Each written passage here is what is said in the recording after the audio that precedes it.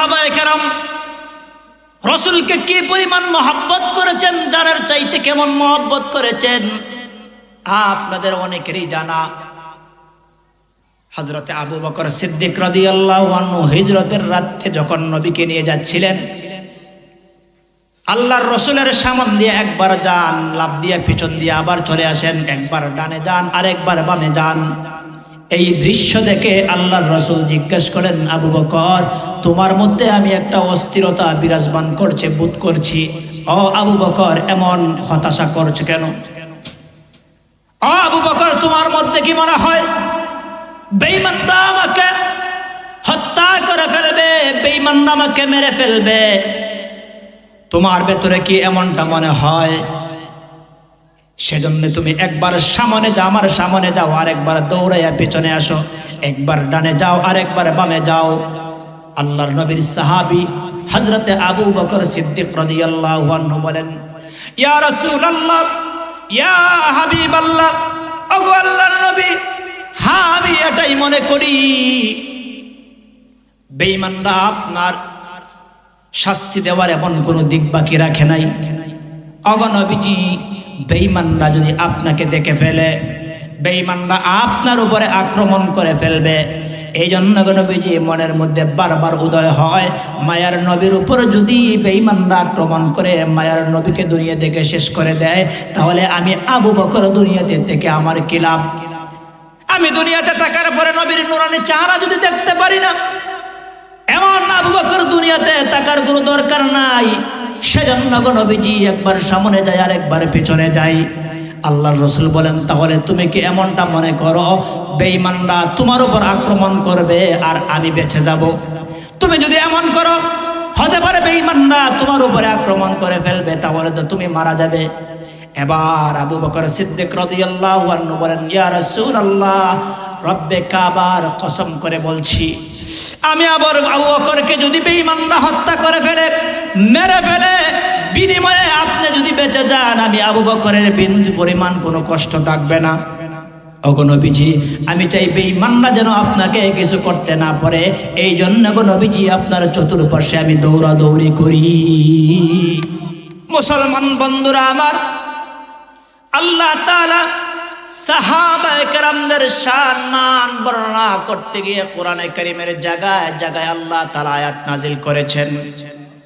আল্লাহ তাআলা কোরআনে কারীমের আরেক আয়াতের মধ্যে বলেন, ফালা ওয়া রাব্বিকা লা ইউমিনুনা হাত্তা ইউহাক্কিমুকা ফীমা শাজারা বাইনাহুম। নবীজির সাহাবী ওমর ফারুক রাদিয়াল্লাহু আনহুর ব্যাপারে আয়াত নাজিল। মুসলমান মুনাফিক ইহুদির সঙ্গে তাদের ঝগড়া হয়েছে, বিচারের জন্য রাসূলের কাছে আসছে আল্লাহর রাসূল। ইহুদির পক্ষে রায় দিয়ে গেলেন, মুসলমান মার্কা মুনাফিক মানতে পারে নাই। মুসলমান মার্কা মুনাফিক বলে, না না, মুহাম্মদের এই বিচার আমার বুঝে আসে নাই, চলো উমর ফারুকের কাছে যাই, তার কাছে গিয়া সুস্পষ্ট বিচার পাবো। নবীর সাহাবী উমর ফারুক রাদিয়াল্লাহু আনহুর কাছে যাওয়ার পরে বললেন, ও ফারুক আজম, আমাদের মধ্যে একটা বিষয় নিয়ে দ্বন্দ্ব সমাধানের জন্য তোমার কাছে আসছি। ওমর ফারুক রাদিয়াল্লাহু আনহু বলেন, এর পূর্বে কি কারো কাছে গেছেন? মুনাফিক মার্কা মুসলমান বলল, মুহাম্মদ সাল্লাল্লাহু আলাইহি সাল্লামের কাছে গিয়েছি, ওনার বিচার আমার পছন্দ হয় নাই, এই জন্য তোমার কাছে আসলাম। ওমর ফারুক রাদিয়াল্লাহু আনহু বলেন, তাহলে একটু দাঁড়াও, আমি ঘর থেকে আসি। ফারুক আজম রাদিয়াল্লাহু আনহু করে গিয়া ওনার নাঙ্গা তরবার নিয়ে আসলেন। আসার পরে বললেন, এ মুনাফিক মার্কা মুসলমান, তোমার বিচার আমি ওমর করতে পারবো না। যেই বিচার নবীজি করেছেন তোমার বুঝে আসে নাই, এই বিচার আমি ওমর করতে পারবো না। এই বিচার করার জন্য আমি ওমরের তলোয়ার দরকার। ওমর ফারুক তলোয়ার দিয়া একটা সেট দিয়া মুনাফিক মার্কা মুসলমানের কল্লাটা তার শরীর থেকে আলাদা করে দিছে। বলতে পারেন একজন মুসলমান অপর মুসলমানকে হত্যা করতে পারে না, তারপরে ওমর ফারুক কেমনে হত্যা করলেন? কারণ ওমর ফারুক রাদিয়াল্লাহু আনহু এই কথা ভালো করেই বুঝেছেন। রসুলের আইন, রসুলের বিচার যে মানে না, রসুলকে সে মানে না, রসুলকে যে মানে না সে মুসলমান থাকতে পারে না। যেই মুসলমান থাকতে পারে না তাকে হত্যা করতে কোনো সমস্যা নাই। বেঈমান রসুলকে মানে নাই, রসুলের আইন মানেন নাই, আমি মুসলমানকে হত্যা করি নাই, আদালতের উপর এই কথা রায় এসেছে আমি বেঈমানকে মেরেছি। রসুল যে মানে না আছে তো ইমানদার থাকতে পারে না, আর আমি বেঈমানকে মেরেছি। সাহাবায়ে কেরামদের শান ছিল, অবস্থান ছিল এমন, তারা রসুলকে কেউ যদি কিছু বলেছে সহ্য করতে পারে নাই, ইসলামের উপরে কেউ যদি আঘাত করেছেন তারা সহ্য করতে পারে নাই। তাদের জিন্দেগির সবগুলা ইসলামের জন্য উজাড় করেছে। আমাকে কিছু বলতে পারো, আমাকে গালি দিতে পারো, আমার বাবাকে গালি দিতে পারো, নবীকে গালি দিতে পারবা না, ইসলামকে গালি দিতে পারবা না, ইসলাম এবং মুসলমানকে নিয়ে কথা বলতে পারবা না। ইসলাম, মুসলমান, নবীকে নিয়ে যদি গালি বেঈমানরা দিয়েছে, সাহাবায়ে কেরাম সাথে সাথে তার জবাব দিয়েছে। আমার মুসলমান বন্ধুগণ, কোরআনে কারীম থেকে সাহাবায়ে কেরামদের শানের কথা, মর্যাদার কথা যদি আমি বলতে চাই, রাতকে রাত চলে যাবে, বলা শেষ হবে না। এবার আপনাদের কাছে আমি আসি, আল্লাহর রসুল সাল্লাল্লাহু আলাইহি সাল্লাম নিজের সাহাবায়ে কেরামদের শান মান কেমন করে বর্ণনা করে গেছেন। আমরা সাহাবায়ে কেরামদের শান মান রসুলের হাদিস থেকে শুনব। এক নম্বরে খুতবাতে আমি হাদিস পড়েছি, আল্লাহর রসুল সাল্লাল্লাহু আলাইহি ওয়াসাল্লাম বর্ণনা করেন, হযরতে জাবের রাদিয়াল্লাহু আনহু থেকে বর্ণিত হাদিস। ওয়ান জাবিরিন রাদিয়াল্লাহু তাআলা আনহু قال قال رسول الله صلى الله عليه وسلم لا تمس النار مسلما رآني أو رأى من رآني। আল্লাহর রাসূল বলেন, কোন মুসলমানকে জাহান্নাম স্পর্শ করবে না যেই মুসলমান আমাকে দেখেছে। আপনারা বলেন কোন মুসলমান নবীকে দেখেছে? সাহাবায়ে কেরাম। মাশাআল্লাহ, সাহাবায়ে কেরাম রাসূলকে দেখেছেন। আল্লাহর রাসূল বলেন, যেই মুসলমান আমাকে দেখেছে, লা তামাসসুন নার, জাহান্নামের আগুন তাদেরকে স্পর্শ করতে পারবে না, জাহান্নামের আগুন তাদের গায়ে লাগা হারাম। পরবর্তীতে রাসূল বলেন, আওরা মান রাআনি, আমার সাহাবায়ে কেরামদের যারা দেখেছে তাদেরকেও জাহান্নামের আগুন স্পর্শ করবে না। অর্থাৎ সাহাবায়ে কেরামের পরের যুগের লোক তাবি, আমার সাহাবীরা যারা দেখছেন তাদেরকেও জাহান্নামের আগুন জ্বালাবে না। আমাকে যারা দেখছেন অর্থাৎ সাহাবায়ে কেরাম, তাদেরকে জাহান্নামের আগুন জ্বালাবে। হযরতে আবু সাঈদ খুদরি রাদিয়াল্লাহু আনহু থেকে বর্ণিত হাদিস। وعن أبي سعيد الخدري رضي الله تعالى عنه قال قال رسول الله صلى الله عليه وسلم لا تسبوا أصحابي। আল্লাহর রাসূল বলেন, ও দুনিয়ার মানুষেরা সাবধান, আমি চলে আসার পরে আমার সাহাবায়ে কেরামদেরকে তোমরা গালি দিও না। ফালাউ আন আহাদাকুম আনফাকা মিথলা উহুদিন যাহাবা, তোমাদের মধ্য থেকে কেউ যদি উহুদ পাহাড় পরিমাণ স্বর্ণ আল্লাহর রাস্তায় দান করে, মা বালাগা মুদ্দা আহাদিহিম ওয়ালা নাসিফু, আমার সাহাবায়ে কেরামের এক মুদ অথবা তার অর্ধেক হবে না। সুবহানাল্লাহ। মুসলমান ভাইরা আমার, কথাটা আপনাদের কাছে এখনো পরিষ্কার হয় নাই। আল্লাহর রাসূল বলেন, ও দুনিয়ার উম্মতের দল, আমার সাহাবায়ে কেরামদের তোমরা গালি দিও না।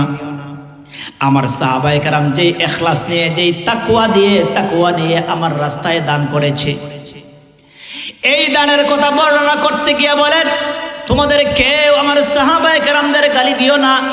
তোমাদের মধ্য থেকে অর্থাৎ সাহাবায়ে কেরামদের পরের যুগ থেকে কিয়ামত পর্যন্ত আনেওয়ালা লোকদের মধ্যে কেউ যদি উহুদ পাহাড় পরিমাণ স্বর্ণ আল্লাহর রাস্তায় দান করে, আর সাহাবায়ে কেরামদের কোনো একজন সাহাবী যদি এক মুদ শস্য দানা অথবা তার অর্ধেক আল্লাহর রাস্তায় দান করে, তার সমপরিমাণ হবে না। অভিধানের মধ্যে মুদ কি মুদ আপনারা বুঝেন নাই। মুদ এর ব্যাখ্যা অভিধানে লেখেন 60 600 গ্রাম অথবা 700 গ্রাম, বেশি থেকে বেশি 1000 গ্রাম, 1 কেজি ধরি, 1 কেজি সমপরিমাণ অথবা তার অর্ধেক শস্য দানা যদি সাহাবায়ে কেরাম আল্লাহর রাস্তায় দান করে, তার যে পরিমাণ সওয়াব হবে, সাহাবায়ে কেরামদের পর থেকে নিয়ে কিয়ামতের পূর্ব পর্যন্ত আনেওয়ালা উম্মতের কেউ যদি উহুদ পাহাড়টা স্বর্ণ হয়ে যায়, আর সেই হযরত ইবনে মাসউদ রাদিয়াল্লাহু আনহু থেকে বর্ণিত হাদিস, وعن ابن مسعود رضي الله تعالى عنه قال قال رسول الله صلى الله عليه وسلم من كان مستنا فليستن بمن قد مات فإن الحي لا تؤمن على الفتنة أولئك أصحاب محمد صلى الله عليه وسلم كانوا أفضل هذه الأمة أبرها قلوبا وأعمقها علما وأقلها تكلفا اختارهم الله لصحبة نبيه ولإقامة الدين. আমার মুসলমান বন্ধুগণ, লম্বা হাদিস, হযরত ইবনে মাসউদ রাদিয়াল্লাহু আনহু থেকে বর্ণিত হাদিস। আল্লাহর রাসূল সাহাবায়ে কেরামদের মর্যাদা বর্ণনা করতে গিয়ে বলেন, ও দুনিয়ার মানুষেরা, মান কানা মুস্তান্নান, তোমাদের কেউ যদি কারো তরিকা, কারো পথ অবলম্বন করতে চাও, কারো নীতি অবলম্বন করতে চাও, মানতে চাও, ফালইস্তান্না বিমান কদ মাত, তোমাদের মধ্য থেকে যে মৃত্যুবরণ করেছে তার তরিকা, তার নীতি তোমরা অনুসরণ করো, অনুকরণ করো।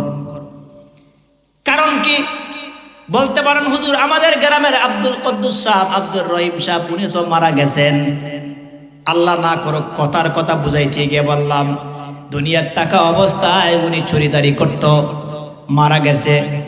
আল্লাহর রাসূল তো বলছেন, তোমাদের মধ্যে যে মারা গেছে তার অনুসরণ করো, তার পথ অবলম্বন করো। তাহলে কি তার পথ আমরা অবলম্বন করব? না না না, রাসূল পরের কথাই ব্যাখ্যা করে বলেন, উলাইকা মান কানা মুস্তান্নান ফালইস্তান্না বিমান কদ মাত ফাইন্নাল হাইয়া লা তু'মানু আলাল ফিতনা। জীবিত লোকের অনুসরণ, অনুকরণ তুমি যদি করতে চাও, তার ভেতরে ফিতনা সম্ভাবনা রয়েছে। যত বড় আল্লাহর ওলি হোক, যত বড় গৌস কুতুব হোক, যত বড় আল্লাহর ওলি হোক না কেন, জীবিত একটা মানুষ তার মরণের পূর্বে সে কোনো মুহূর্তে পথভ্রষ্ট হয়ে যাওয়ার সম্ভাবনা আছে না নাই? আওয়াজ করে বলেন, আছে না নাই? যত বড় ওলি, আমি বক্তা সাহেব বয়ান করি, এমনও হতে পারে, আল্লাহ না করুক, আল্লাহ না করুক, মরণের পূর্ব মুহূর্তে পথভ্রষ্ট হয়ে যাইতে পারি কি পারি না? এমনও অনেক আল্লাহর ওলি আমরা দেখেছি, শুনেছি, জীবনভর দ্বীনের পথে চলেছে, মরণের পূর্ব মুহূর্তে মুরতাদ হয়ে গেছে, দ্বীন থেকে বিচ্যুত হয়ে গেছে। এই জন্য আল্লাহর রাসূল বলেন, তোমরা মৃত মানুষের পথের অনুসরণ করো, তরিকার অনুসরণ করো, জীবিত মানুষের না। কারণ জীবিত মানুষকে নিয়ে তুমি এত ফানাফিল্লা হওয়ার দরকার নেই।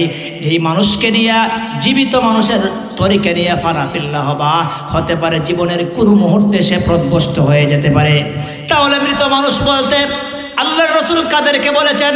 রাসূল ব্যাখ্যা করে বলেন, উলাইকা আসহাবু মুহাম্মাদিন সাল্লাল্লাহু আলাইহি ওয়াসাল্লাম।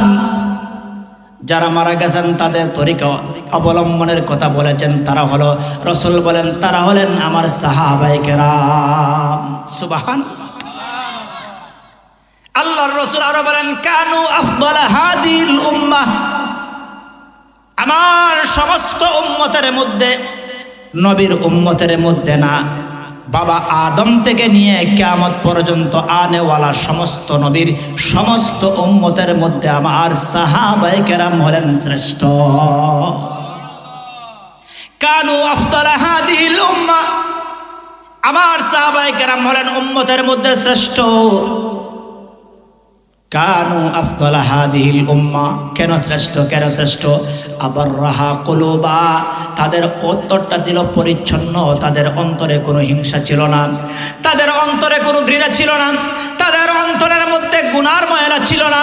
তারা গুনাহ থেকে পবিত্র হয়ে গিয়েছেন। তারা গুনাহ করলে পরে হয়ে গেলেও সাথে সাথে তাওবা করে আল্লাহর কাছে মাপ চেয়ে অন্তরটাকে পরিষ্কার করেছেন। আল্লাহ তাদের তাকওয়ার পরীক্ষা নিয়ে, তাকওয়ার পরীক্ষায় তারা 100 পেয়ে তারা পাস করেছে। ও আমাকাহা ইলমা, তাদের মধ্যে গভীর ইলমের গভীরতা ছিল। ওয়া আকাল্লাহা তাকাল্লুফা, সাহাবায়ে কেরাম তাদের মধ্যে লৌকিকতা ছিল না। সাহাবায়ে কেরাম তালেযুক্ত কাপড় পরেছেন, তালেযুক্ত কাপড় পরতে তারা লজ্জাবোধ করতো না। আজকে আমাদের মধ্যে সামান্য একটু পুরানা কাপড় হয়ে গেলে বলে কি, আরে এমন কাপড় তুমি পরকা, এটাকে তোমাকে মানায়, বলে কি বলে না? আজকে বাহুবল। আমি এক দোকান থেকে একটা কাপড় কিনছি আমার গায়ের জন্য। তো দোকানদার লোক বলতেছে, হুজুর আপনার এই একটা গেঞ্জি, একটা গাঢ় জাম্পার, যে হুজুর এটা পাঞ্জাবের নিচে পরলেন কেন? আমি বললাম কেন, আমি তো পাঞ্জাবের নিচে পরার জন্য কিনছি। না হুজুর, আপনি এত দামি একটা কাপড় কিনলেন, এটা পাঞ্জাবের উপরে পরেন। আমি বললাম কেন? এত দামি কাপড় পরছেন, পাঞ্জাবের উপরে পরবেন না? এটা তো দুই একজন দেখা দরকার। এটা আমাদের অবস্থাটা এমন, কোনো ভালো জিনিস হয়ে গেলে, দামি জিনিস হয়ে গেলে আমরা চাই এটা যেন লোকে দেখুক, আমার অবস্থানটা এমন। আর সাহাবায়ে কেরাম তাদের অবস্থান, ইমানের অবস্থা, আমলের অবস্থা, অর্থের অবস্থা সবগুলা গোপন রাখতেন। তাদের মধ্যে তারা অর্থের সংকটে তারা পড়লে পরে এটাকে লজ্জাবোধ করতেন না। তাদের মধ্যে তালেযুক্ত কাপড় পরে তারা থাকতে এটাকে লজ্জাবোধ করতেন না। তাদের মধ্যে লৌকিকতা বলতে কিছু ছিল না, তাদের মধ্যে অহংকার ছিল না। অহংকার থেকে তারা মুক্ত ছিল। আল্লাহর রাসূল বলেন, ইখতারাহুমুল্লাহু লিসুহবাতি নাবিয়িহি ওয়া লিইকামাতি দীনি। সাহাবায়ে কেরামদেরকে আল্লাহ তাআলা নবীর সংস্রবের জন্য সঙ্গী হিসাবে নির্বাচন করেছেন। যারা সাহাবায়ে কেরাম হয়েছেন তাদেরকে আল্লাহ তাআলা নবীর সাহাবী হিসাবে নির্বাচন করেছেন। সুবহানাল্লাহ। আমার মুসলমান বন্ধুগণ, আল্লাহর রাসূল সাল্লাল্লাহু আলাইহি ওয়াসাল্লাম সাহাবায়ে কেরামদের শান, মান, মর্যাদা বর্ণনা করতে গিয়ে অসংখ্য অগণিত হাদিস বর্ণনা করেছেন। বলতে গেলে আরো অনেক কিছু বলা যাবে।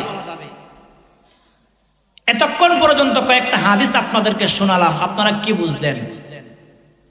সাহাবায়ে কেরামদের শান, মান, মর্যাদা কম না বেশি? কতটুকু বেশি? আল্লাহর রাসূলের আরেকটা হাদিস থেকে আপনাদেরকে শোনাই। আমার কথা আপনারা বুঝতেছেন? হযরত ইমরান ইবনে হুসাইন রাদিয়াল্লাহু আনহু থেকে বর্ণিত একটা হাদিস। এই হাদিসটা আমরা জুমার দিন প্রত্যেক জুমায়, জুমার খুতবায় খতিব সাহেবের জবান থেকে আমরা শুনি। আল্লাহর রাসূল বলেন, আল্লাহ আল্লাহ ফি আসহাবি লা তাত্তাখিযুহুম গরাদাম মিন বাদি ফামান আহাব্বাহুম ফাবিহুব্বি আহাব্বাহুম ওয়া মান আবগাদাহুম ফাবিবুগদি আবগাদাহুম ওয়া খায়রু উম্মতি করনি সুম্মা আল্লাযীনা ইয়ালুনাহুম সুম্মা আল্লাযীনা ইয়ালুনাহুম। আল্লাহর রাসূল বলেন, ও দুনিয়ার মানুষেরা, ও আমার উম্মতের দল, আল্লাহ আল্লাহ ফি আসহাবি, সাহাবায়ে কেরামদের ব্যাপারে আল্লাহর রাসূল সতর্কবাণী দিচ্ছেন, ও আমার উম্মতের দল, আমি দুনিয়া থেকে চলে আসার পরে তোমরা আমার সাহাবায়ে কেরামদেরকে সমালোচনার লক্ষ্যস্থল বানায়ো না। লা তাত্তাখিযুহুম গরাদাম মিন বাদি। আল্লাহর রাসূল বলেন, আমি তোমাদের কাছ থেকে, আমি দুনিয়া থেকে চলে আসার পরে আমার সাহাবায়ে কেরামদেরকে তোমরা সমালোচনার লক্ষ্যস্থল বানিও না। লা তাত্তাখিযুহুম গরাদাম মিন বাদি। আল্লাহর রাসূল বলেন, ফামান আহাব্বাহুম ফাবিহুব্বি আহাব্বাহুম। ও দুনিয়ার মানুষেরা, তোমরা যদি আমার সাহাবায়ে কেরামদেরকে মহব্বত করো, ফাবিহুব্বি আহাব্বাহুম, আমাকে মহব্বত করার কারণেই তোমরা আমার সাহাবায়ে কেরামদেরকে মহব্বত করবা। ওয়া মান আবগাদাহুম ফাবিবুগদি আবগাদাহুম। আর আমার সাহাবায়ে কেরামদের সাথে যদি তোমরা বিদ্বেষ পোষণ করো, সমালোচনা করো, কেবলমাত্র শুধুমাত্র এটা যেন আমার সঙ্গে বিদ্বেষ পোষণ করার কারণেই তোমরা করলা, নাউজুবিল্লাহ। আল্লাহর রাসূল বলেন, ওয়া খায়রু উম্মতি করনি, আমার যুগের লোক যারা অর্থাৎ সাহাবায়ে কেরাম আমার যুগের লোকের হলো শ্রেষ্ঠ, অর্থাৎ আমার সাহাবায়ে কেরাম হলেন উম্মতের মধ্যে শ্রেষ্ঠ, তাদের চাইতে শ্রেষ্ঠ কোনো উম্মত নাই। খায়রু উম্মতি করনি সুম্মাল্লাযীনা ইয়ালুনাহুম সুম্মাল্লাযীনা ইয়ালুনাহুম, আমার সাহাবায়ে কেরামদের পরে তাবেঈনদের মর্যাদা, এরপরে তবে তাবেঈন, এভাবে ধারাবাহিকভাবে চলে আসবে সম্মান। কিন্তু আল্লাহর রাসূল বলেন আমার উম্মতের মধ্যে সবচেয়ে বড় দামি উম্মত হলেন আমার সাহাবায়ে কেরাম। আল্লাহর রাসূল বলেন সমস্ত উম্মতের মধ্যে আমার সাহাবায়ে কেরাম হলেন শ্রেষ্ঠ, তাদের সম্মানের মতন সম্মান আর কাহারও হতে পারবে না পরবর্তী কিয়ামত পর্যন্ত আনেওয়ালা উম্মতের মধ্যে। সাহাবায়ে কেরামদের মর্যাদার আরেকটা ইঙ্গিত, কেমন মর্যাদা আপনাদেরকে আরেকটা কথা শোনাই। বিখ্যাত তাবেঈ আব্দুল্লাহ ইবনে মুবারক রাহমাতুল্লাহ আলাইহি কেহ জিজ্ঞাসা করেছিলেন, ও আব্দুল্লাহ, হযরতে আমিরে মুআবিয়া রাসূলের সাহাবী, উনার মর্যাদা বেশি না উমর ইবনে আব্দুল আজিজ রাহমাতুল্লাহ আলাইহির মর্যাদা বেশি? উমর ইবনে আব্দুল আজিজ তাবী, উনার মর্যাদা বেশি না আমিরে মুআবিয়ার মর্যাদা বেশি? আব্দুল্লাহ ইবনে মুবারক বলেছিলেন, আল্লাহর নামে শপথ করে বলছি, নবীজির একজন সাহাবী, আদনা সাহাবী, নবীজির সব সাহাবায়ে কেরামের মর্যাদা সমান না। সাহাবায়ে কেরাম তাদের মর্যাদার ক্ষেত্রে পরস্পরে ব্যবধান রয়েছে। সব উলামায়ে কেরামের ইলম কি সমান? সমান সমান না। ঠিক তেমনি ভাবে নবীর সাহাবায়ে কেরামদের সব সাহাবায়ে কেরামের মর্যাদা সমান না। তো নবীর আদনা একজন সাহাবীর মর্যাদা দুনিয়ার সূচনা লগ্ন থেকে নিয়ে কিয়ামত পর্যন্ত আনেওয়ালা উম্মতদের কাহারও হবে না।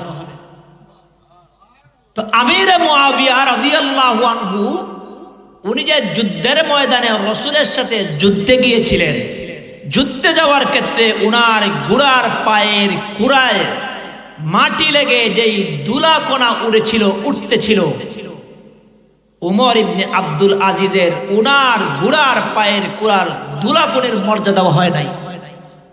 সুবহানাল্লাহ বলতে পারলেন না? আর একটু জোরে জবান করে বলেন সুবহানাল্লাহ।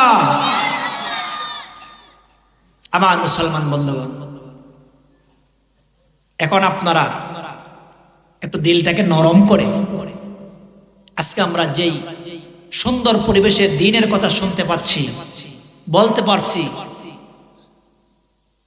স্বাধীনভাবে নামাজ পড়তে পারি, রোজা রাখতে পারি, পর্দা করতে পারি, দ্বীনের প্রত্যেকটা বিষয় আমরা পালন করতে পারি, কিন্তু সাহাবায়ে কেরাম দ্বীন প্রতিষ্ঠার ক্ষেত্রে তারা কি পরিমাণ কষ্ট সহ্য করেছেন আমি আপনাদেরকে একটু শোনাই।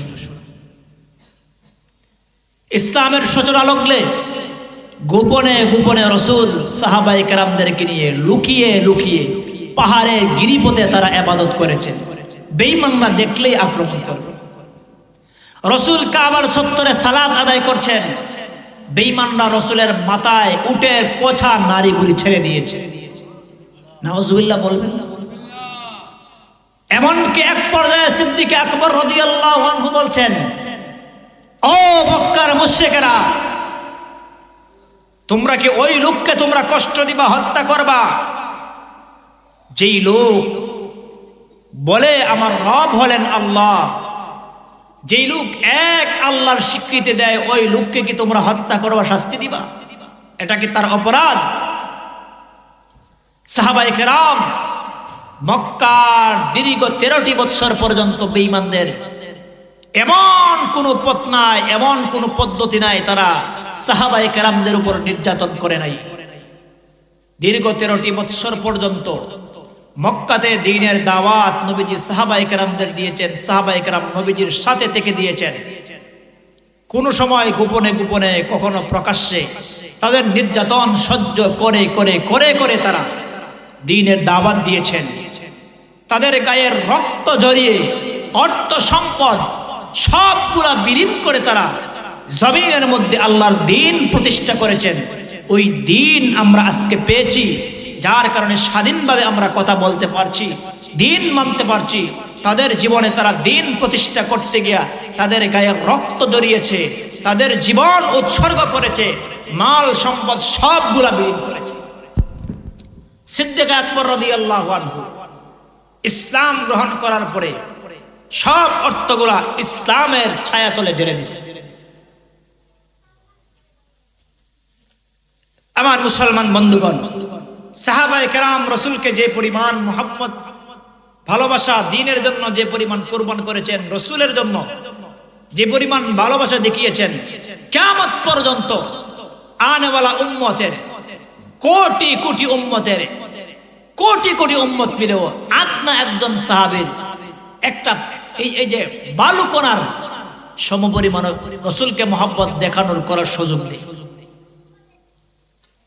সাহাবায়ে কেরাম রাসূলকে জানের চাইতে বেশি মুহাব্বত করেছেন, সব রাসূলের জন্য উজাড় করে দিয়েছেন।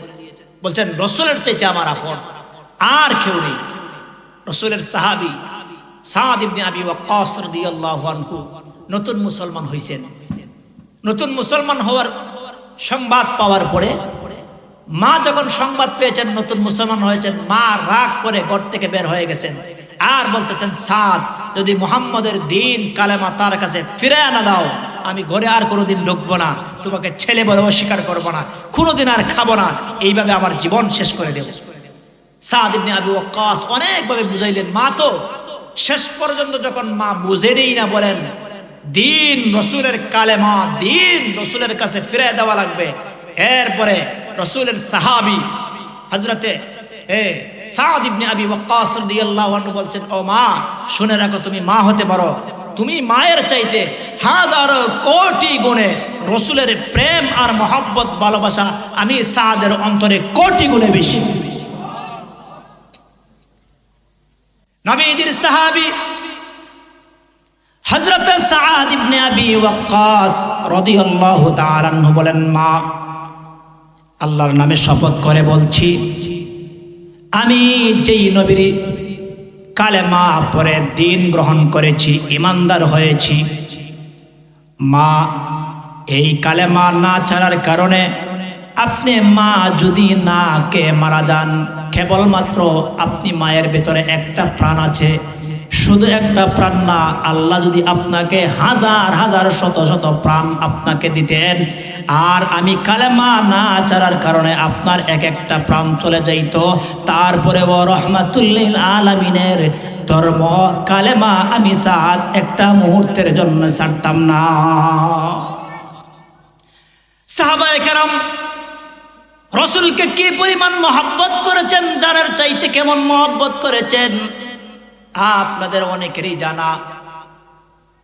হযরতে আবু বকর সিদ্দিক রাদিয়াল্লাহু আনহু হিজরতের রাতে যখন নবীকে নিয়ে যাচ্ছিলেন, আল্লাহর রাসূলের সামনে দিয়ে একবার যান, লাফ দিয়ে পিছন দিয়ে আবার চলে আসেন, একবার ডানে যান আরেকবার বামে যান। এই দৃশ্য দেখে আল্লাহর রাসূল জিজ্ঞেস করেন, আবু বকর তোমার মধ্যে আমি একটা অস্থিরতা বিরাজমান করছে বোধ করছি, ও আবু বকর এমন হতাশা করছে কেন? ও আবু বকর তোমার মধ্যে কি মনে হয় বেঈমানরা আমাকে হত্যা করে ফেলবে, বেঈমানরা আমাকে মেরে ফেলবে? তোমার ভেতরে কি এমনটা মনে হয়?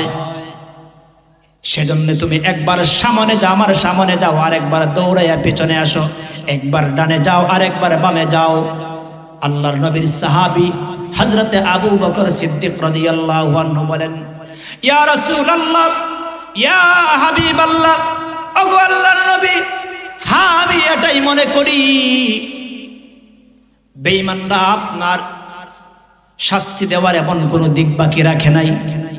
ওগো নবীজি, বেঈমানরা যদি আপনাকে দেখে ফেলে, বেঈমানরা আপনার উপরে আক্রমণ করে ফেলবে, এই জন্য নবীজি মনের মধ্যে বারবার উদয় হয়, মায়ার নবীর উপর যদি বেঈমানরা আক্রমণ করে মায়ার নবীকে দুনিয়া থেকে শেষ করে দেয়, তাহলে আমি আবু বকর দুনিয়াতে থেকে আমার কি লাভ?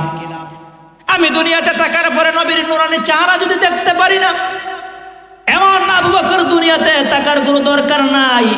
সেজন্য গো নবীজি একবার সামনে যায় আর একবার পেছনে যায়। আল্লাহর রাসূল বলেন, তাহলে তুমি কি এমনটা মনে করো বেঈমানরা তোমার উপর আক্রমণ করবে আর আমি বেঁচে যাব?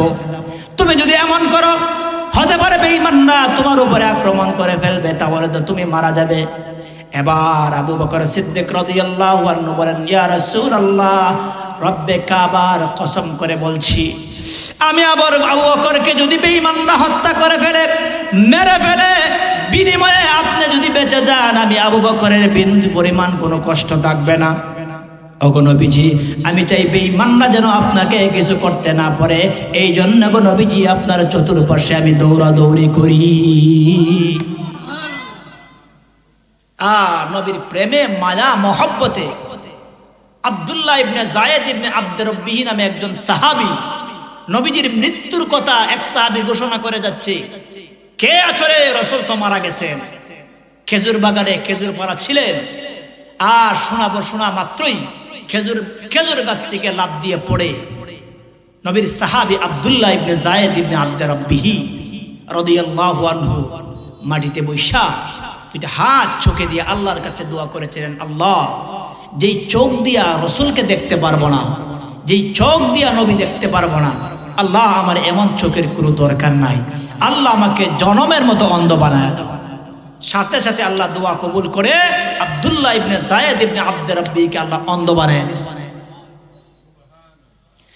আমার মুসলমান বন্ধুগণ, এতক্ষণ পর্যন্ত আপনাদেরকে সাহাবায়ে কেরামদের সম্মান মর্যাদার কথা বলছিলাম। এবার শোনেন, নবীর সাহাবায়ে কেরামদের সমালোচনা যারা করে, সাহাবায়ে কেরামের সমালোচনা করলে পরে ক্ষতি কি হবে? হযরত ইবনে আব্বাস রাদিয়াল্লাহু আনহু থেকে বর্ণিত এক হাদিস, আল্লাহর রাসূল বলেন, মান সাব্বা আসহাবি ফাআলাইহি লা'নাতুল্লাহি ওয়াল মালাইকাতি ওয়ান নাসি আজমাইন।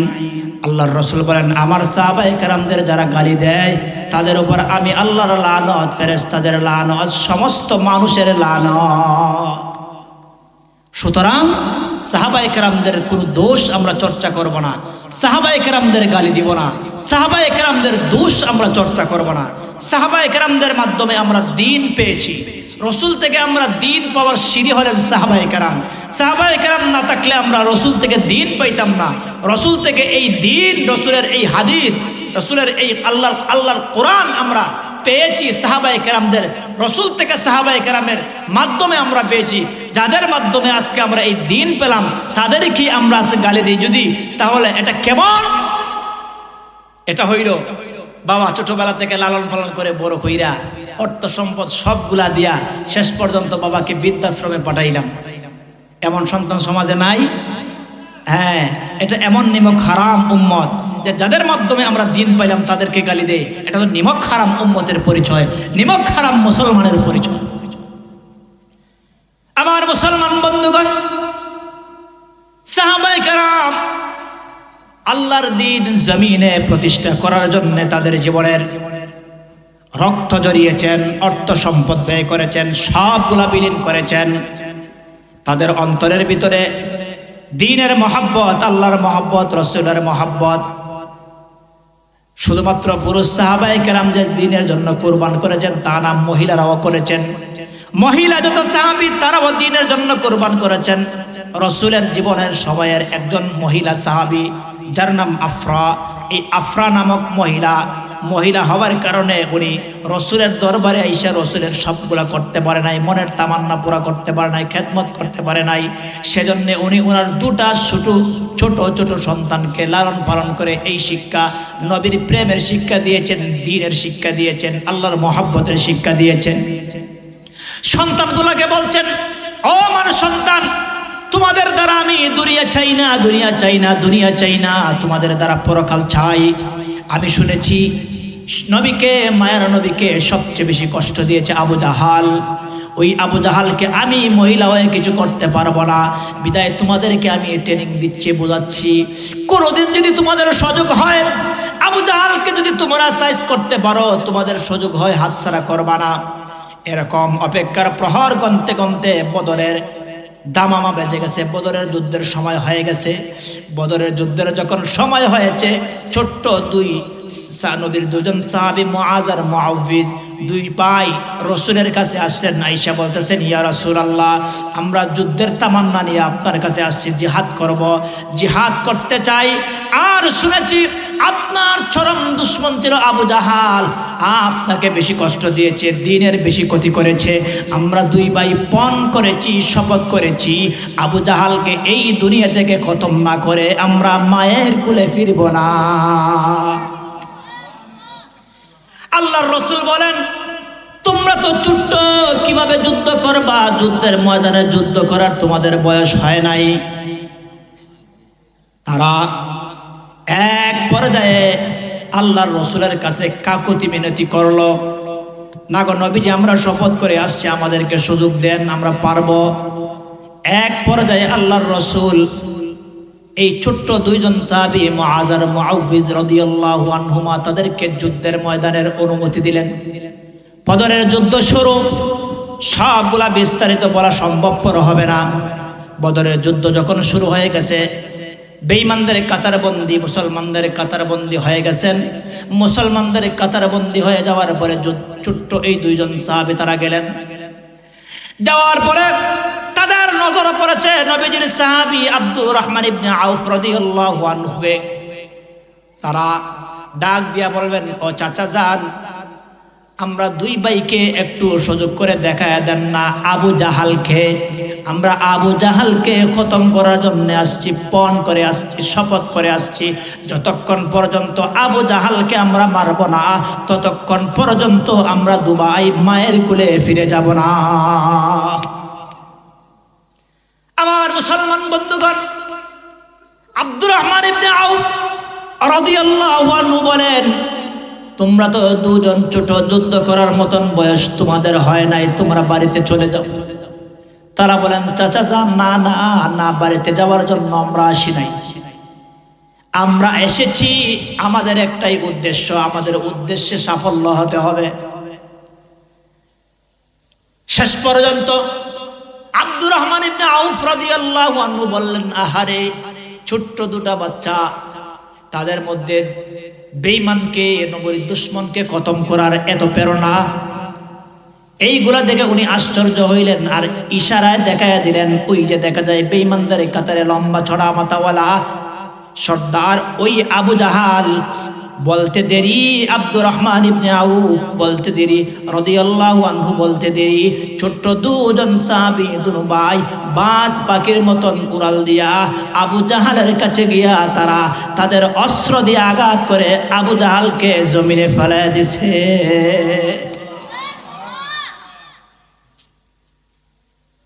কেমন প্রেম দিনের জন্য, কি কুরবান নবীজির জন্য, নবীজির মহব্বতে তাদের জীবন কেমন উৎসর্গ করেছে। আর আজকে দিনের জন্য আমরা কি পরিমাণ করতেছি। সাহাবায়ে কেরাম দিনের জন্য, রসুলের জন্য, আল্লাহর জন্য তাদের জীবনের যে পরিমাণ কুরবান স্বীকার করেছেন, প্রত্যেকটা দিকে, মালের দিকে বলেন, অর্থের দিকে বলেন, ব্যক্তিগতভাবে বলেন, সব দিকে তারা যে কুরবান করেছেন, কিয়ামত পর্যন্ত উম্মতের জন্য করা সম্ভবপর হবে না। সুতরাং সাহাবায়ে কেরামদের জন্য আমাদের জবান দিয়ে কোনোদিন কোনো গালি আমরা না দেই। সাহাবায়ে কেরামের মতন সম্মানী উম্মতের মধ্যে আর কেউ নেই। তারা নবীর সোহবত পেয়েছেন, সরাসরি যারা নবীর সোহবত পেয়েছেন, রসুলকে দুই নয়ন দিয়ে দেখেছেন, তাদের চাইতে ভাগ্যবান মানুষ আর হতে পারে? মুহতারাম হাজিরিন, আল্লাহর নবীর সাহাবায়ে কেরাম তারা দ্বীনের জন্য, ইসলামের জন্য যে পরিমাণ তাদের জীবনের সময় উৎসর্গ করেছেন, এত কিছু করেছেন, আজকে উম্মতের মধ্যে 1450 বছর পরে আইসা তুমি এত বড় পণ্ডিত, তুমি সাহাবায়ে কেরামের ভুল ধরো, তাদেরকে বলো তারা গুনাহ করেছেন, তাদেরকে সত্যের মাপকাঠি বানা যাবে না। আল্লাহর রাসূল বলেন, আলাইকুম বিসুন্নতি ওয়া সুন্নাতিল খুলাফাইর রাশিদিন আল মাহদিয়িন, আমার সুন্নাত তোমাদের জন্য যেমন অপরিহার্য, আমার সাহাবায়ে কেরাম, হেদায়েত প্রাপ্ত সাহাবায়ে কেরাম, তাদের সুন্নাত তোমাদের জন্য আঁকড়ে ধরা অপরিহার্য। মুহতারাম হাজিরিন, এজন্য বলছিলাম সাহাবায়ে কেরামের শান মান মর্যাদা রাতকে রাত দিনকে নিদ বলা যাবে। আল্লাহর রাসূল কেরাম দ্বীনের বেলায়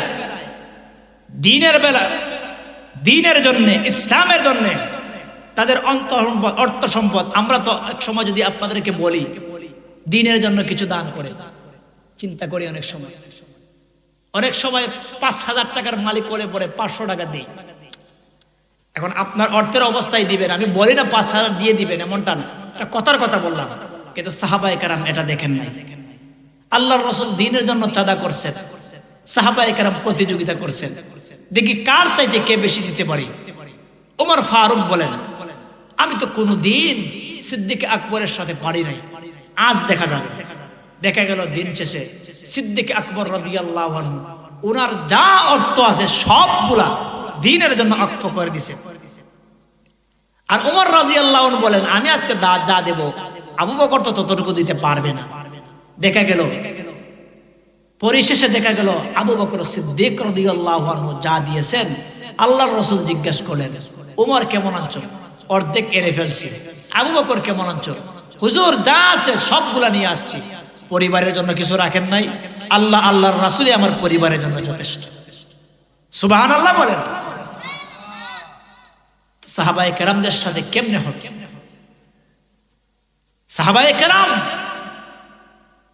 অন্যায় করে কোনো সময় যদি তারা শয়তানের অসওয়াসায় পড়ে যদি কোনো অন্যায় করেই থাকেন, সাথে সাথে তারা তাওবা করে ফেলেছেন, তারা মাপ চেয়ে নিয়েছেন, রাসূলের দরবারে হাজিরা দিয়েছেন।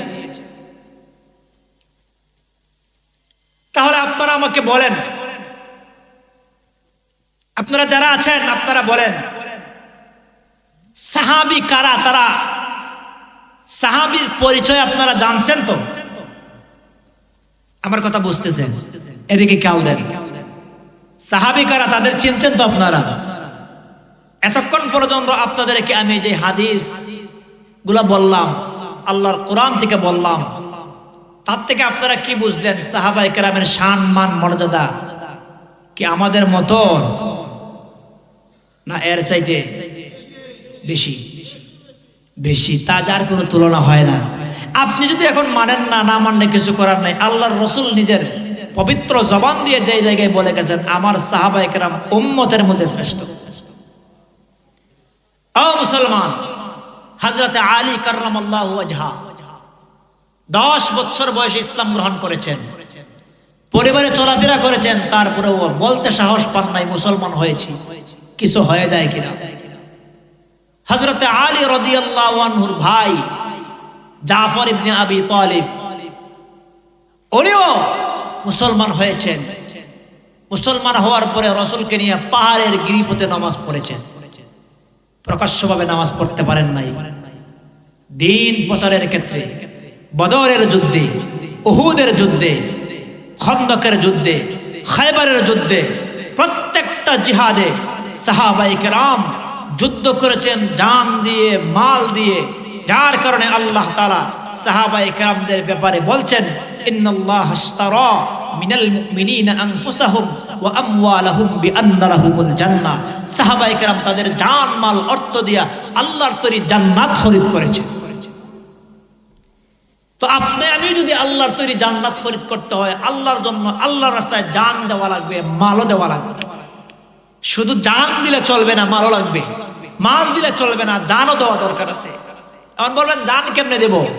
ইসলাম এবং মুসলমানকে নিয়ে যদি কোন বেঈমান, কোন নাস্তিক যদি কথা বলে, তখন একজন মুসলমান নবীর খাঁটি উম্মতের কাজ হবে ইসলাম এবং মুসলমানকে উপরে রেখে নাস্তিক এই মুরতাদকে তার সঠিক জবাব দেওয়া। আপনারা জানেন বিগত কিছুদিন পূর্বে আবুল সরকার নামে এক বয়াতি আল্লাহকে নিয়ে কটূক্তি করেছে, ইসলাম নিয়ে কটূক্তি করেছে, কোরআন নিয়ে কটূক্তি করেছে। দুঃখ হয় যারা প্রতিবাদ করেছে তাদেরকে আমাদের মতন কিছু নামধারী মুসলমান বলেছে আমরা ধর্মান্ধ। এমন কিছু লেবাসধারী মুসলমান 2-4টা ভোট পাওয়ার জন্য বয়াতি আবুল সরকারের পক্ষ নিয়েছে। আবুল সরকার উলামায়ে কেরামের ফতোয়া, ইসলামের ফতোয়া আল্লাহকে অবমাননা করেছে, রাসূলকে অবমাননা করেছে, কোরআনকে অবমাননা করেছে, যার কারণে মুরতাদ হয়েছে, নাস্তিক হয়েছে, বেঈমান হয়েছে। আবুল সরকারের পক্ষ যারা নেবে তারাও মুরতাদ, তারাও বেঈমান। আওয়াজ করে বলেন ঠিক কিনা?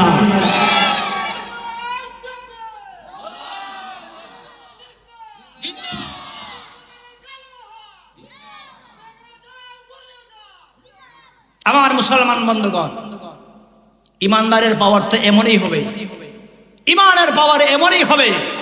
ইসলাম নিয়ে অবমাননা করবে, মুসলমান নিয়ে অবমাননা করবে, কোরআন নিয়ে ব্যঙ্গ করবে, আল্লাহ নিয়ে ব্যঙ্গ করবে, প্রকৃত মুসলমান নবীর উম্মত সেটা সহ্য করতে পারবে না। আওয়াজ করে বলেন ঠিক কিনা? আল্লাহকে বলে আমি আমার জবান দিয়ে বলতে পারবো না, বলে আল্লাহ এক এক সময় এক এক কথা বলে। আল্লাহর আমি আগামাতা কিছু তুকায়া পাই না, নাউজুবিল্লাহ বলে। সে বলে আমরা গানের স্টেজে উইচা এই নাচা নাচি, গান বাদ্যযন্ত্র আমরা নাচানাচি কেন করে জানেন? দলিল আছে কোরআনে। কোরআনের দলিল দেখি জানেন? কয় কুল আউযু বিরাব্বিন নাস। আল্লাহ কোরআনের নাসার কথা বলছে, মালিকিন নাস। এখানেও মান নাসার কথা বলছে, ইলাহিন নাস। শেষ পর্যন্ত নাস। একটা কোরআনে কতবার আল্লাহ নাসার কথা বলছে, এই জন্য আমরা নাচি। নাউজুবিল্লাহ বলবেন? এই এই এই লুচ্ছা, এই বদমাস, সে কি কোরআনের নাস আরবি শব্দের অর্থ জানে? নাস তো এটা আরবি শব্দ, তুই জানবে কি করে? তুই তো কোরআনের আরবি জানোস না, তুই যে ইসলামের আরবি গ্রামার জানোস না। আরবি গ্রামার, আরবি শব্দের নাসের অর্থ মানুষ, আর সে নাসের অর্থ করছে কি? নাসানাসি। আল্লাহর কোরআন অবমাননা না? আল্লাহর কোরআন যারা অবমাননা করে সে মুসলমান হতে পারে? আওয়াজ করে বলেন হতে পারে? মুসলমান, আপনাদেরকে একটা কথা বলে যাচ্ছি, শুনেন, কান খুলে শুনেন। সাহাবায়ে কেরামদের গুণ ছিল সেটাই। ইসলাম এবং মুসলমানকে নিয়ে যদি কোনো বেঈমান, কোনো নাস্তিক যদি কথা বলছে, সাহাবায়ে কেরাম আগে ইসলামকে উপরে রেখেছেন, এরপরে বেঈমানকে সাইজ করেছেন। এমন কি হয়েছে অনেক সময় সাহাবায়ে কেরাম বেঈমানরা ইসলাম এবং মুসলমানকে নিয়ে যখন কথা বলেছে, সাথে সাথে তারা তাদেরকে অ্যাটাক করেছে। সাথে সাথে ওমর ফারুকের কথা বলেছিলাম, আল্লাহর রসুল বিচার করার পরে আল্লাহর রসুলের বিচার সে মানে নাই, মুনাফিক মার্কা মুসলমান। আল্লাহর রসুলের বিচার না মানার কারণে উমর ফারুকের কাছে আসার পরে উমর ফারুক সাথে সাথে শরীর থেকে, দেহ থেকে তার মাথাকে আলাদা করে দিচ্ছে। ইমান। আর আপনার সামনে, আমার সামনে রসুলকে ব্যঙ্গ করে, রসুলকে গালি দেয়, ইসলামকে গালি দেয়, আল্লাহকে কটূক্তি করে, আল্লাহকে গালি দেয়। আপনার আমার গায়ের শক্তি, আপনার আমার গায়ের রক্ত গরম হবে দূরের কথা, গায়ের একটা পশমও গরম হয় না। এটা কেমন মুসলমান? এটা বেজা ইমানদার। তার ইমানের মধ্যে উই পোকা ধরেছে। বেজাল মুমিন, প্রকৃত মুমিন হতে পারেন নাই। রসুল নিয়া, আল্লাহ নিয়া, কোরআন নিয়া কথা বললে যদি আপনার কলিজায় লাগে, মনে করবেন প্রকৃত মুসলমান, প্রকৃত মুমিন। না হয় আপনি মুমিন নামের বেজাল, মুসলমান নামের বেজাল, এতে কোনো সন্দেহ নাই। আরে ভাই, জীবন তো একটাই, ঠিক কিনা বলেন? দুনিয়াতে একবার আসছি, আবার তো জন্ম হবার সুযোগ নাই না। আর একবার আমরা জন্ম হবে? মরণ কয়বার হবে? কয়বার হবে? কারো জানা আছে মরণ কোথায় হবে? জানা নাই। গাড়ির তলে হতে পারে। কয়েকদিন পূর্বে দেখেন নাই ভূমিকম্প হয়েছে? বিল্ডিং বানায়, বিল্ডিং এর নিচে তো হইতে পারে। তাহলে আপনার আমার জীবনের মরণ যখন একটাই হবে, তাহলে শহীদি তামান্না নিয়ে মরব। আল্লাহর রসুল বলেন, যাদের অন্তরে শহীদি মরণের তামান্না নাই, শহীদি মরণের তামান্না নাই, তাদের অন্তরে নেফাকি রয়েছে, নেফাকি মরণ হওয়ার সম্ভাবনা রয়েছে। এজন্য তামান্না থাকবে শহীদ। আল্লাহর জমিনে আল্লাহর দিন প্রতিষ্ঠা করব, আল্লাহর জমিনে আল্লাহর রাজ প্রতিষ্ঠা করব, আল্লাহর দিন কায়েম করব। ইসলাম এবং মুসলমানকে নিয়ে যদি কথা বলো, সেটা মুসলমান, প্রকৃত মুসলমান মেনে নেবে না। আমাকে গালি দাও, আমার সন্তানকে গালি দাও, আমার মা বাবাকে গালি দাও, আমি মেনে নিব। কিন্তু আর যদি কোনোদিন কোনো মুসলমানের সামনে, কোনো নাস্তিক, কোন মুরতাদ আল্লাহকে নিয়ে কটূক্তি করে, রসুলকে নিয়ে কটূক্তি করে, কোরআনকে নিয়ে অবমাননা করে, কোন মুসলমানের সামনে যদি করে, আপনার আমার সামনে যদি করে, তার উচিত জবাব দেওয়ার জন্য কে কে রেডি আছেন? হাত তুলে আল্লাহকে দেখা। আত্মান আল্লাহ কবুল করেন। আমার মুসলমান বন্ধুগণ, সাহাবায়ে কেরাম রিদওয়ানুল্লাহি তাআলা আলাইহিম আজমাইন দ্বীনের ব্যাপারে তারা এমনটাই করেছেন। দ্বীনের ব্যাপারে কাউকে ছাড় দেন নাই। আমার মুসলমান বন্ধুগণ, এজন্য আপনাদেরকে বলছি, দ্বীনের ব্যাপারে, ধর্মের ব্যাপারে, এই ব্যাপারে কাহারও সাথে আমরা আপোষ করব না। একটা কথা আপনাদেরকে বলে যাই, ইখতিলাফ থাকতেই পারে, টুকটাক বিষয়ে ইখতিলাফ থাকবেই। আপনারা বলেন তো দেখি, কোরআন নিয়ে কারো ইখতিলাফ আছে? কোরআন 30 পারা না 20 পারা?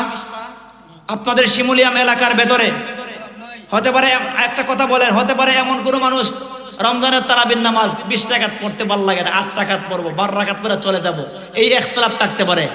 এমন কোনোদিন এমন লোকে বলছে না আল্লাহর কোরআন 30 পারা আর মানতে পারবো না, 20 পারাও এখন, এমন কথা কেউ বলছে? রমজানের তারাবি 10 রাকাত পড়তে পারে, 12 রাকাত, 8 রাকাত পড়তে পারে, এই পর্যন্ত কেউ কোনোদিন বলছে রমজানের 30 রোজা রাখা সম্ভব না, আগামী বছর থেকে 20 রোজা রাখবো? রোজা 30টা মানতে কারো কোনো আপত্তি আছে? কথা বলেন, আপত্তি আছে?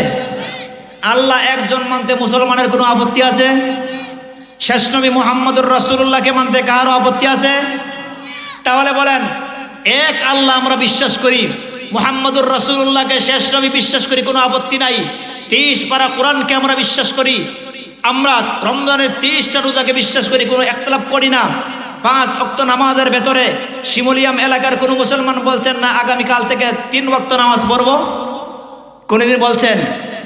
শরীয়তের ফরজ বিজয়ের বিষয়ের ক্ষেত্রে আমাদের মধ্যে কোনো মত পার্থক্য নাই, তাহলে ফুরুআতের ক্ষেত্রে মত পার্থক্য রয়েছে। এজন্য আমরা কোনোদিন যেন স্বাভাবিক কোনো নওয়াফিল, সুন্নত, মাসনুনাত কোনো বিষয় নিয়ে মত পার্থক্য করে আমাদের মধ্যে ইফরাত তফরিত যেন না করি, ভাগাভাগি যেন না করি। আমরা এক আল্লাহ বিশ্বাসী, আমরা শেষ নবী মুহাম্মদুর রাসূলুল্লাহকে আমরা নবী মানি, এতে কোনো মুসলমানদের মধ্যে ইখতিলাফ নাই। তবে নামদারি ভণ্ড শয়তান একদল মুসলমান পরিচয় দিয়া আপনার আমার নবীকে শেষ নবী মানতে চায় না, নবীর খতমে নবুয়ত মানতে চায় না। আমরা পরিষ্কার করে বলতে চাই, আজকে শিমুলিয়াম এলাকার পক্ষ থেকে, এই তফসির থেকে আমরা একথা ঘোষণা করতে চাই, যারা মুসলমান পরিচয় দিয়ে বাংলার জমিনের মধ্যে বসবাস করে আপনার আমার নবীকে শেষ নবী মানে না, নবীর শেষ নবী মানতে আপত্তি, তারা গোলাম আহমদকে শেষ নবী মানে, আমরা বলবো অনতি বিলম্বে গোলাম আহমদ কাদিয়ানীদের দলদেরকে কাফের ঘোষণা করতে হবে। ঠিক কিনা বলেন?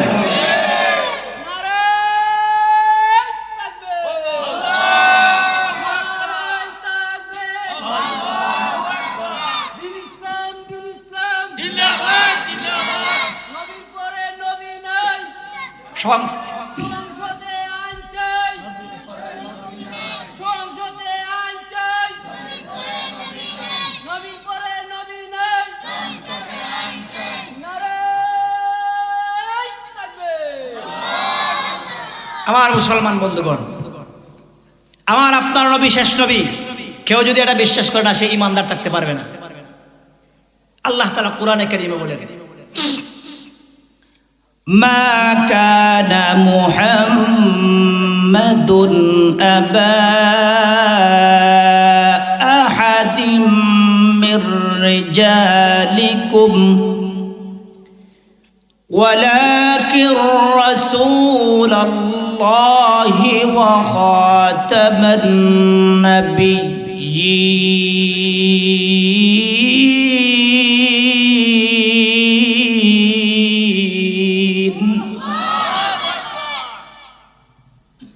মুহাম্মদ সাল্লাল্লাহু আলাইহি সাল্লাম আল্লাহর রাসূল, ওয়ালাকিন রাসূলুল্লাহ ওয়া খাতামান নাবিয়্যিন। আল্লাহ কোরআনে বলছেন মুহাম্মাদুর রাসূলুল্লাহ খাতামুন নাবিয়্যিন, শেষ নবী। তার নবীকে যারা শেষ নবী মানবে না, কোরআন তারা মানলো না, কোরআন যারা মানে না, নবী যারা মানে না, তারা মুসলমান পরিচয় দিয়া মুসলমানের দেশে বসবাস করার কোনো অধিকার থাকে না, ঠিক কিনা বলে? সুতরাং কাদিয়ানী সম্প্রদায় যারা আছেন, হিন্দুরা যেভাবে আমাদের দেশে বসবাস করে, আমরা কোনোদিন তাদের পূজায় বাধা দেই না। দিছি কোনোদিন? আমরা দিয়েছি? হিন্দুরা তারা স্বাধীনভাবে তাদের ধর্ম তারা উদযাপন করে, আমরা কোনোদিন বাধা দেই না। অন্যান্য ধর্ম যারা আছে, চায়না আছে, অনেক প্রজাতি আছে, যারা তাদের নিজ ধর্মের পরিচয় দিয়া তারা আমাদের মুসলমানের দেশে বসবাস করছে, আমরা তাদের নিজ ধর্মের উৎসবে আমরা বাধা দেই না। ইসলাম সেটা চায় না। আর তোমরা যারা কাদিয়ানি পরিচয় দাও, আবার মুসলমান পরিচয় দাও, মুসলমান পরিচয় দিয়া মুহাম্মদুর রাসূলুল্লাহকে শেষ নবী মানো না, তোমাদের মুসলমান পরিচয় দেওয়ার অধিকার নাই। মুসলমান পরিচয় দিয়া যদি মুহাম্মদুর রাসূলুল্লাহকে তোমরা শেষ নবী মানো না, তোমরা মুসলমান পরিচয় দিতে পারবা না। আর যদি তোমরা মুসলমান পরিচয় না দিয়া বেঈমান কাফির পরিচয় দিয়া তোমরা থাকতে চাও, তোমরা জামাই আদরে মুসলমানের দেশে থাকতে পারবা, তোমাদেরকে কেউ কিছু বলবে না। কথা বলেন ঠিক কিনা? তাহলে বলেন, আপনার আমার নবী শেষ নবী কিনা? শেষ নবী।